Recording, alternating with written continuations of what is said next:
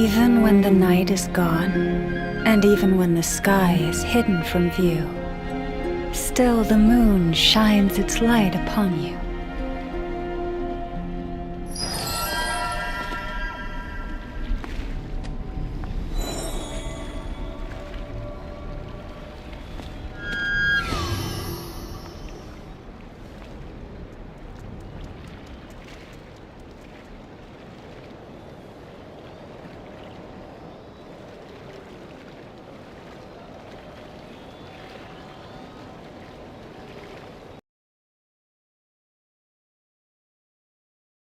Have you decided where you will go from here? If not, why not find a patch of soft grass and rest a while?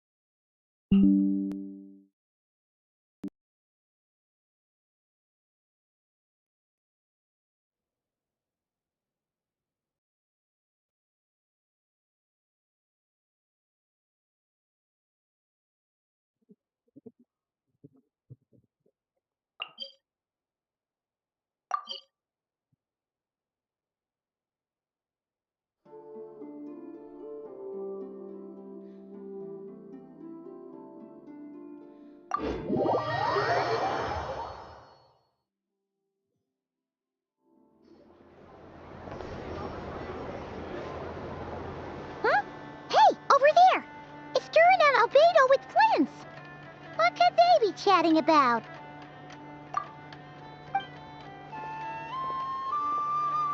Your guess is as good as mine. Ah, Grand Master, and the Traveler in Paimon. Hello there. It's been a while. Perfect. We have some new volunteers for our investigation. Wait, let me guess. The righteous Lightkeepers are finally ready to hunt down the Abyssal Dragon? Haha. Yes, that too. Yeah, right! Oh, wait! Why does everyone keep saying that too? Well, to be precise, the facts match, but not the causality. Wait, so I guessed right? Half right! Don't act so impressed with yourself. Maybe I can explain. We ran into Mr. Flint's north of Nasha Town. At that time, we just noticed a few abyssal creatures out in the wild, but the strange thing was, I didn't detect any traces of abyssal energy on them at all. On closer inspection, we realized that they were not real monsters, but something akin to reflections in the water, or perhaps a mirage. Huh? What do you mean? Like, you could see them but not touch them? Exactly. It was very peculiar. They roared and tried to attack us, but we could not make any physical contact with them. I think I've heard of things like that happening in Nodkrai before, but I don't know much about it. Yes, it's a known phenomenon. Mirage-like illusions tend to appear in Nodkrai in the run-up to Moonprayer Night. From a distance, they appear quite real. I myself thought that Misters Durin and Albedo were locked in battle with abyssal monsters when I first arrived. But after sharing intel and investigating a little further, we can confirm that these illusions are harmless. There is no great cause for concern. All the Mirage stories I've heard are either animals, rocks, or small houses. Abyssal monsters, though? That's a first. It's a first for me, too. So I'm planning to look into it further just to be on the safe side. I intend to inspect a few more locations. What about you two? Any plans? Alice contacted me a few days ago. She'd like me and Durin to assist her with an experiment. But we lost contact shortly after receiving the message. I'm sure that comes as no surprise to anyone familiar with her. We don't know when the wind will blow, yet when the wind blows, we will know. That, in a nutshell, describes how Alice operates. Yeah, that tracks. Okay. Well, I suggest we investigate this Mirage business in the meantime. It's piqued my curiosity, and I'm pretty sure I know someone who will already be 10 steps ahead of us. Well said. Right? Whatever's happening in nodkrai, she always seems to be the first one to know. Let's go see what she knows. We can invite her and her staff to the festival while we're at it.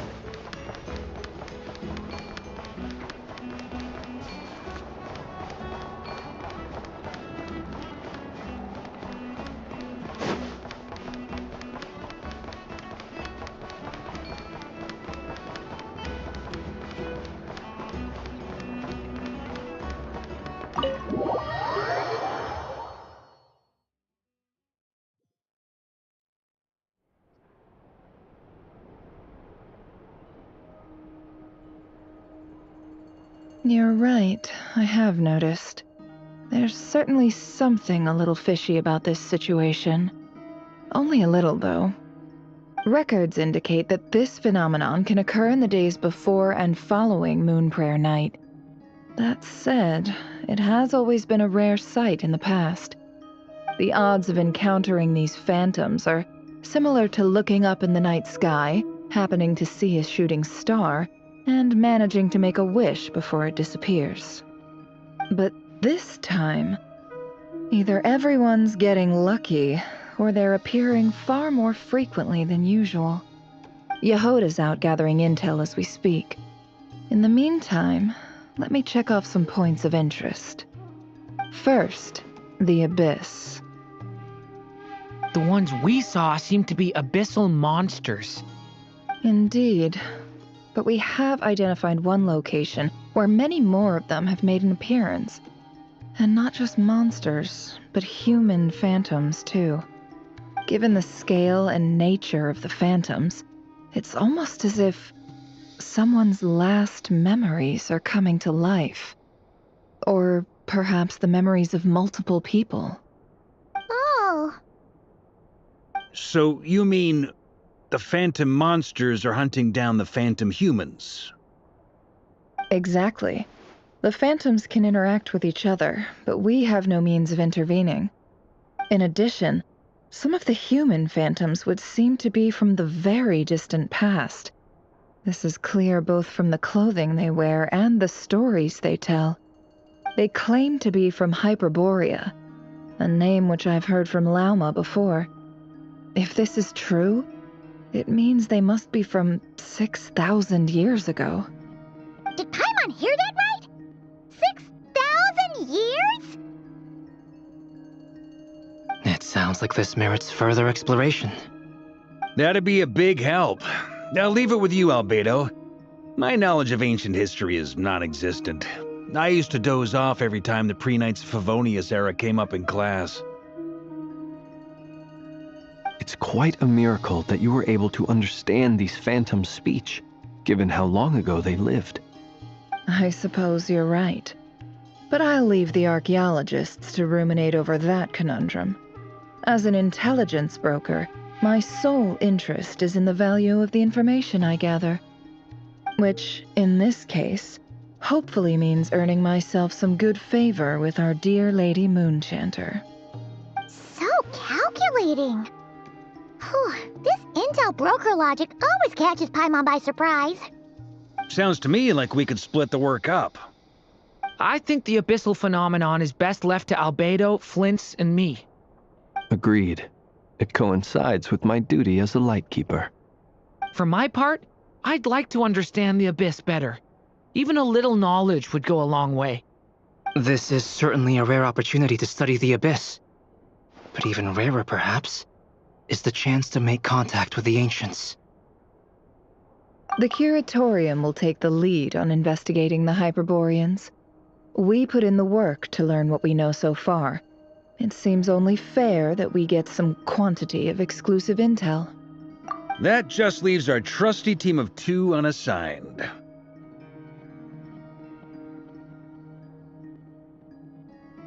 Since you became an honorary knight, of course. This was part of my grand plan all along. Ha ha ha! Oh yeah, by the way, we managed to convince Columbina to come to the Moon Prayer Night celebrations. Would you and Yehoda like to join too? She agreed to that? Huh. Quite an achievement. Never underestimate the traveler, I guess. I'd be happy to join. No point shutting myself inside when the streets are all decked out. I doubt any clients will be visiting during the festival in any case. And Yehoda loves a party, so I'm sure she'll jump at the opportunity. No, no, no, no, no, no, no, no, no, no! Way to contradict me in front of... Wait, no, that's not what I have bad news, boss. So many people. All right, everyone inside, quick!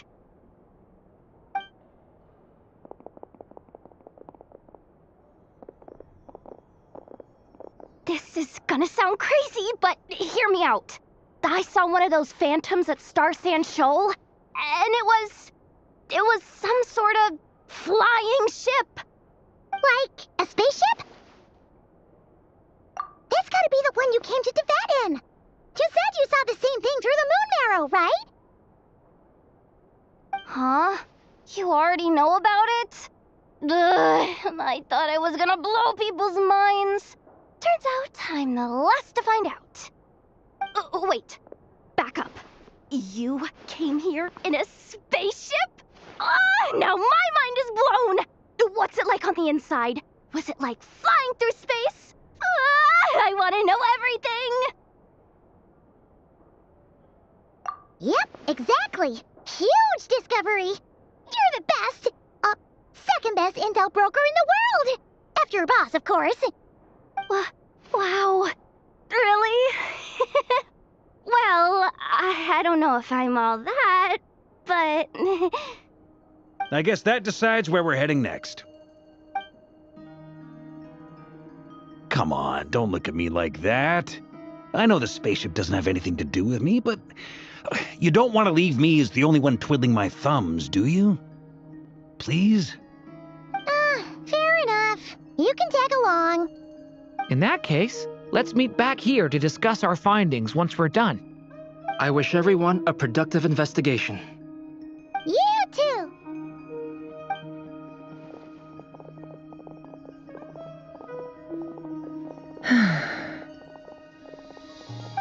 What's up, boss? Aren't we gonna head out? Tell me, Yehoda, when did the Curatorium start giving out intel for free? Oh, sorry, boss.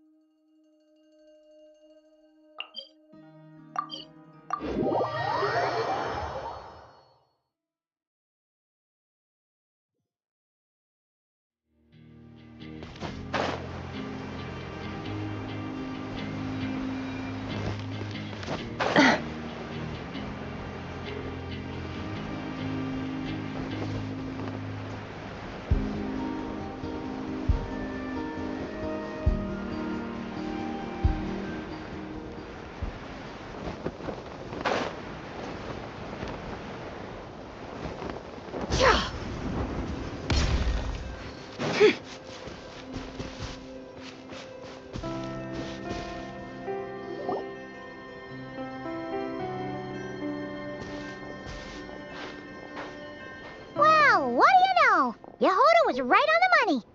This phantom really is your spaceship. But that's so weird. Why would it show up here? Is it some kind of projection? Or a ghost? Like, maybe it no longer exists, but somehow it left an afterimage? Ah, you're already here.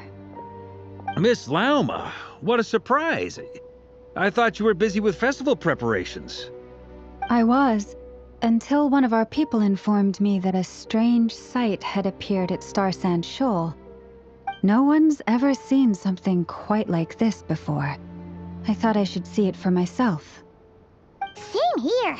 Oh, so we heard that these things appear around the festival period. Any idea why that is? Unfortunately not. We have very limited information about them, since they can't be interacted with. And no human phantoms have ever made an appearance before now. The most we've been able to deduce is that these sightings appear to be connected to the increase in Kuvaki energy around this time. Yeah, seems like that's all we can do. This is all so confusing. Allow me to lend you a hand.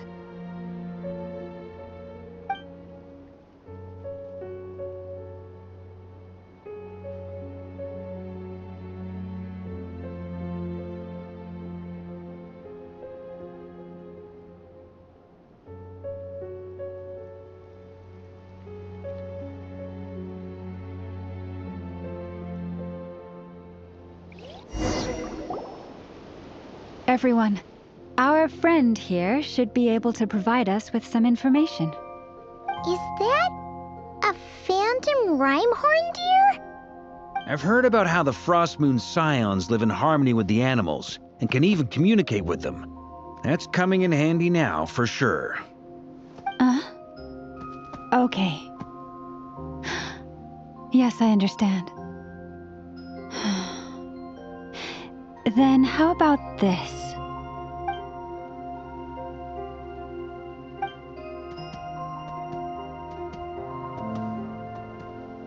Oh, it's leaving. It appears to share our curiosity about this giant spaceship, so I asked it if it wouldn't mind investigating along with some friends. In return, I told it about some nearby spots where the wild fruit grows abundantly. We may live in a different era from these phantoms, but I trust that the terrain, climate, and ecology here are more resistant to the effects of time than some things are. Let's give them a moment and hope for the best.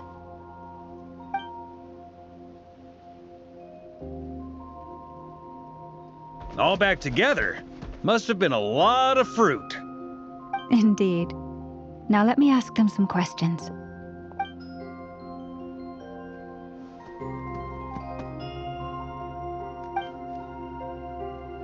It did find a lot of wild fruit, enough for them to feast for a long while. This puffin circled in the air several times, but didn't spot anything out of the ordinary. Certainly nothing to do with the spaceship. Huh. Well, it definitely makes sense to get a bird's eye view. Indeed. Other than that, I was also thinking that the world these phantoms see is also different from ours. Oh, I get what you mean. The wild fruit exist in both times and spaces, but there might also be things that only exist in that space-time, which we can't see. Good point. Great thinking, Lauma. Blunthorn rhinos can use kuvaki to shift great rocks, but this one says it couldn't get that ship to budge by even an inch. The sniffer mole tried too, but despite being a skilled digger, it could not get through. They say that the spaceship looks robust and undamaged. It seems completely impervious to any and all attacks. Whatever lies within is well defended from harm. So, just like us humans, there was nothing they could do about this spaceship either. Yes, still, they deserve our thanks. We are grateful for all your efforts, dear friends. Now go, and enjoy your feast. I've noticed some other human phantoms gathered nearby. Come on, let's go talk to them.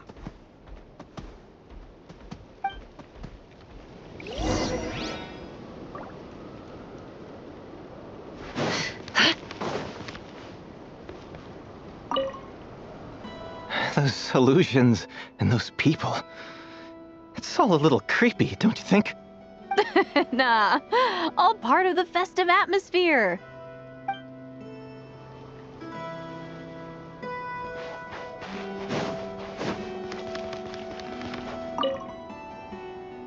Have you ever seen anything like this? Nope. Never seen or heard anything this weird.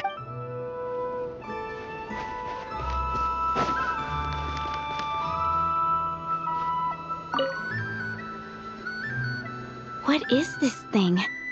I've never seen it move, and there's no way to get inside. Goodness knows. My grandpa says it's been sitting here at least since his grandpa was still alive. What about his grandpa? Did he say anything to your grandpa's grandpa about it? Huh? I don't know. In all likelihood, it was here back then too. Hard to imagine something this huge could move. Guess that means that as far as they're concerned, this ship's been around a long time.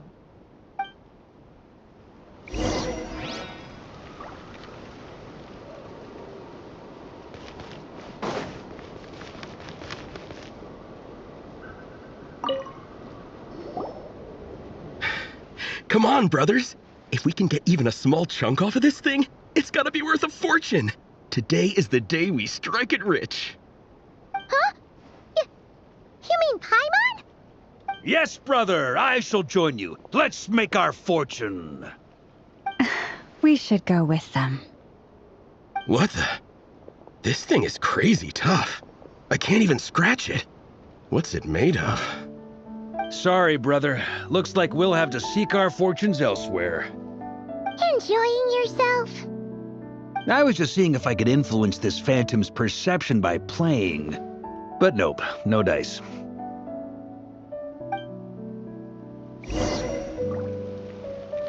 I'm sure we're all starting to build up an idea of what's going on here now that we've spoken to some of the people. These phantoms are reenacting real historical events in Nodkrai. It's almost like we're in some kind of interactive stage play. We can talk to the actors, but the plot is fixed, and we can't influence it. It makes sense. History is set in stone. The objective facts of the past cannot be changed. Paimon totally thought you were just goofing around earlier. But actually, you were doing some serious investigating. Of course I was. Anyway, at this point, I think we're forced to conclude that although the Phantom spaceship is right there in front of us, we aren't going to learn much about it from these people.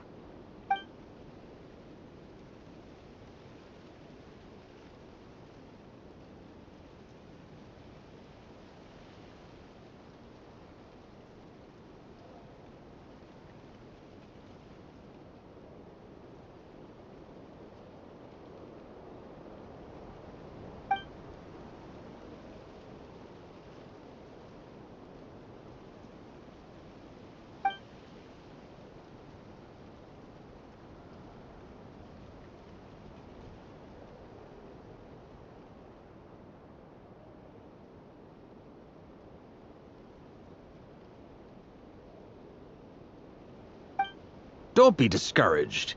If nothing else, this is proof of the ship's existence. And think about it. So many people tried to hack their way inside, but no one could get the door open. It's made of very tough material.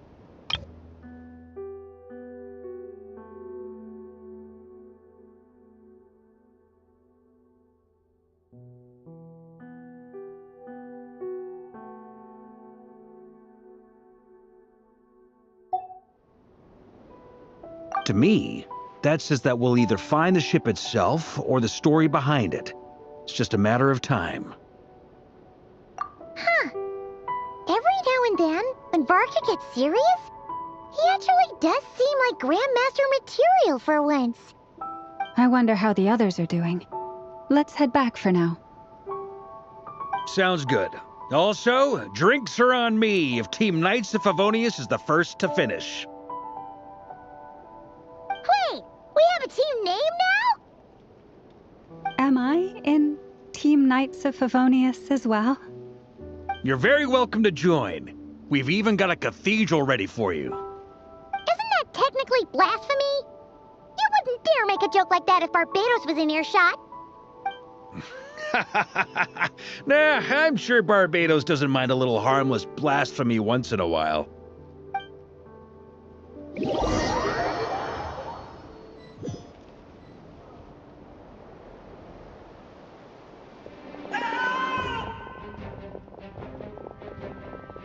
Oh, no! Get away! Oh.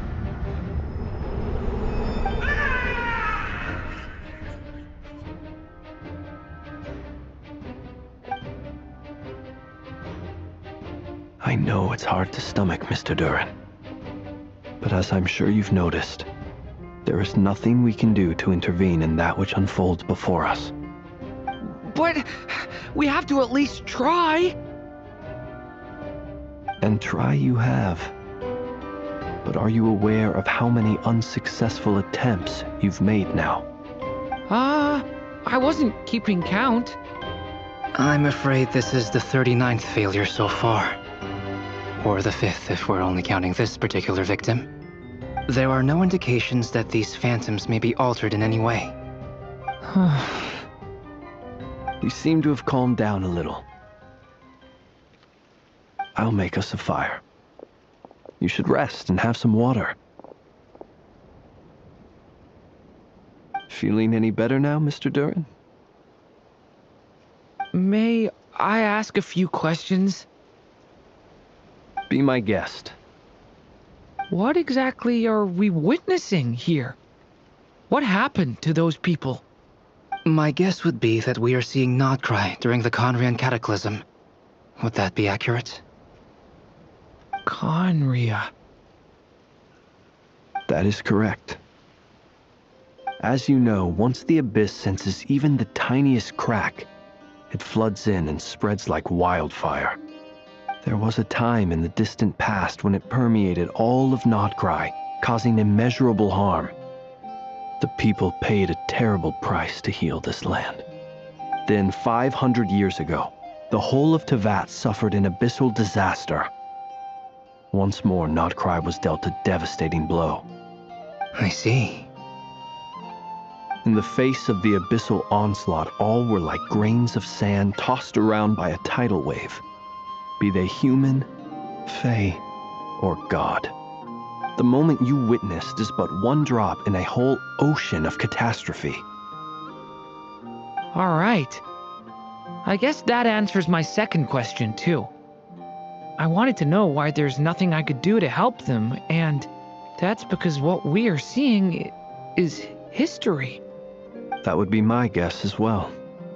As I understand it, history and fate are not all that dissimilar. The latter may be unseen to us, but both are immutable. Yes. Fate was determined long, long ago. I still have a couple of other questions for you, Mr. Flint. You mentioned more than one abyssal disaster that has struck this land in the past. How can you be sure that what we're seeing is from the Conrian incident? And also, how are you able to stay so calm when you're talking about these events? From everything I know about you, you're not cold or ruthless, and you're not indifferent to the suffering of others.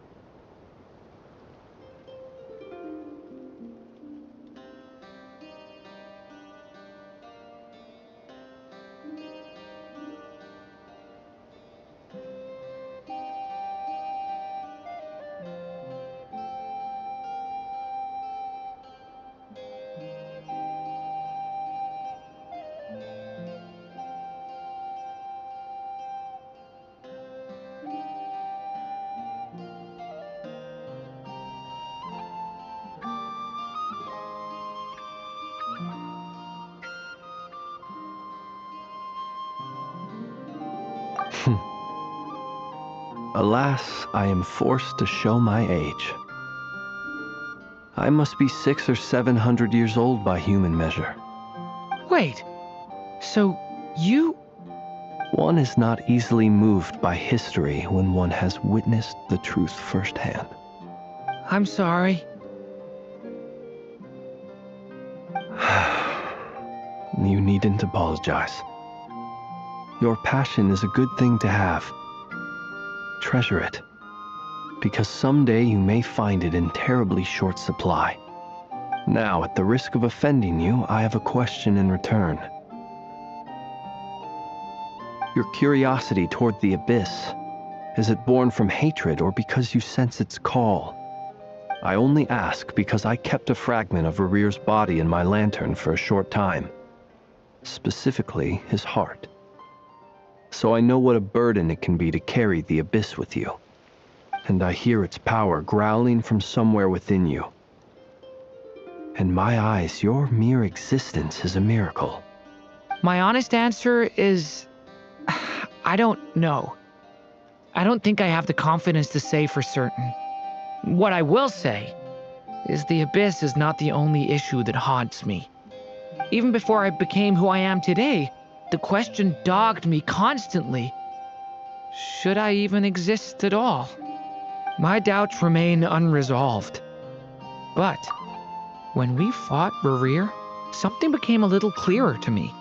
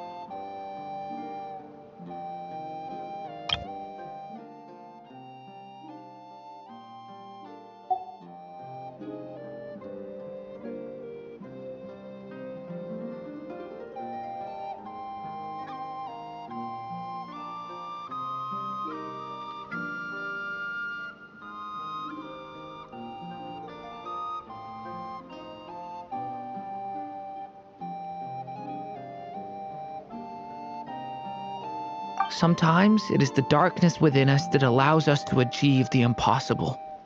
I certainly got the sense from your 39 attempts that you were trying to achieve the impossible. It sounds like you've resolved to see the truth for yourself. Absolutely. In that sense, he and I are quite similar. Then I wish you every success. I look forward to the day of your transcension. Well, if everyone's caught their breath, I suppose we should head back. Oh, and one last thing. I'd appreciate if you kept our discussion about history a secret.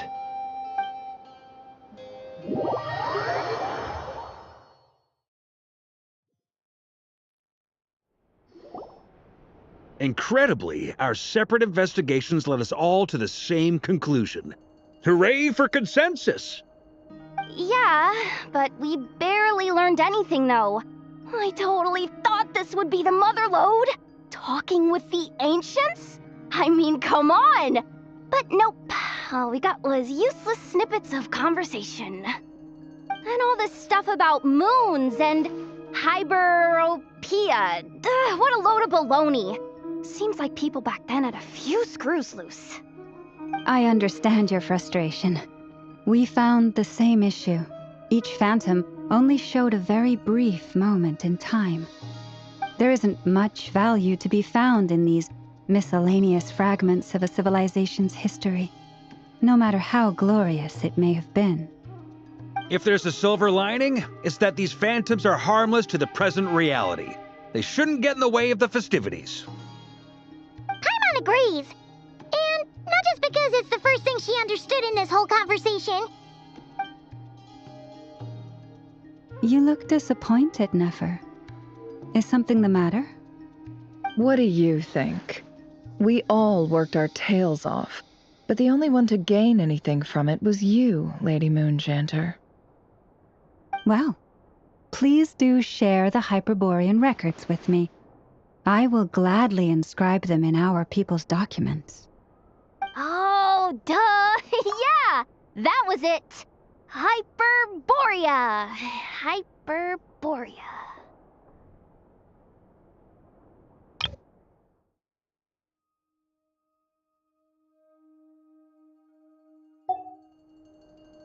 I'm serious.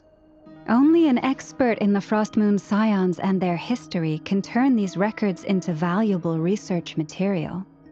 The alternative is to let them gather dust on the Curatorium's storage shelves until the pages turn yellow. Nefer, you're wise enough to know that cooperating and sharing the profits is the best course of action here. Well, that goes without saying. Sure, let's do that. Huh? But didn't you say we aren't supposed to give out intel for free? Sorry. Shutting up. Now is not a good time to push Nefer's buttons. Anyway, back to Moon Prayer Night. I'm thinking that we should prepare something a little special, aside from the usual decorations and so on. You mean a parting gift? Can't go wrong with food. Although, does food go bad on the moon? Perhaps a lantern would be a better choice. It might be dark up there. It could prove difficult to light a lantern on the moon. Magical stones might serve that purpose better. What about a clockwork mecha model from Fontaine? I've got a whole bunch at home. I use them for fighting practice in my free time. None of these sound like things she would be even remotely interested in. But we don't interact with her enough to know what she likes. Yeah. It would really save us the guesswork if someone could find out what she's into. Wait, what the? Traveler? They're all looking at you. Great! Haha, problem solved. Now, I need to stop by Dory's. Gonna need her help sourcing a bunch of stuff for the festival. Then let's leave it there for now. We all have our own business to attend to. Traveler, if you find out what Kutar likes, let us know right away.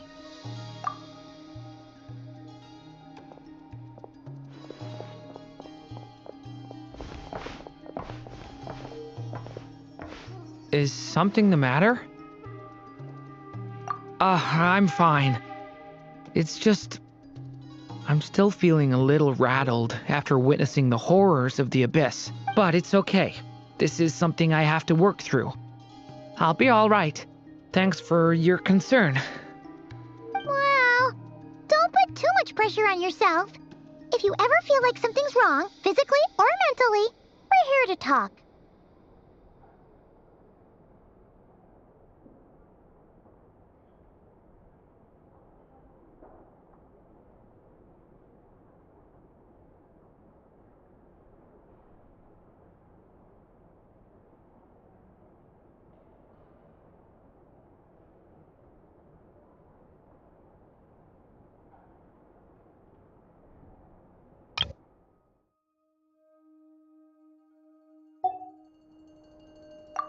Come on. Stop treating me like a kid.